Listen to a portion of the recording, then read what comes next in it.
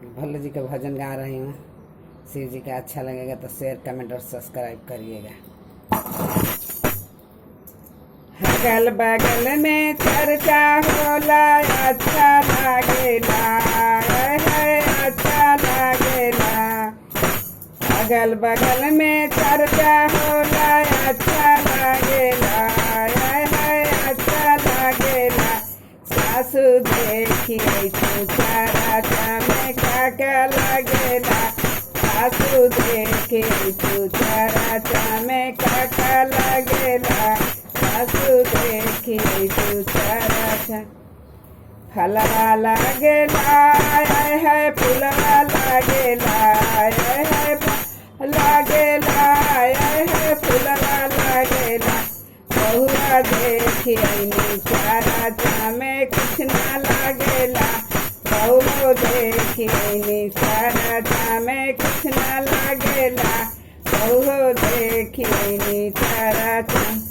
अगल बगल में चर्चा होला, अच्छा लागेला है, अच्छा लागेला। मन तो देखे तू चारा काका लागेला, मन तो देखे तू चारा काका लागेला, मन तो देखे तू चारा। भैया लागेला हो धतुरवा लागेला, ये जी भैया लागेला हो धतुरवा लागेला। भाभी देखिए चारा में इहे लागेला, भाभी देखिए चारा इहे लागेला, भाभी देखिए चारा। पड़ोसी के घरे चर्चा होला, अच्छा लागेला अरे पड़ोसी के घरे चर्चा हो, अच्छा लागेला।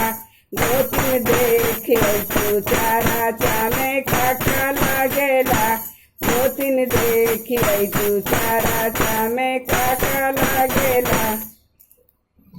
किसमिस लागेला हो, बादाम लागेला हो, किसमिस लागेला हो, बादाम लागेला। गोती देखिए चारा में इहे लागेला, गोती देखिए चारा इहे लागेला, गोती देखिए। अगल बगल में चर्चा होला, बढ़िया लागेला है, बढ़िया लागेला।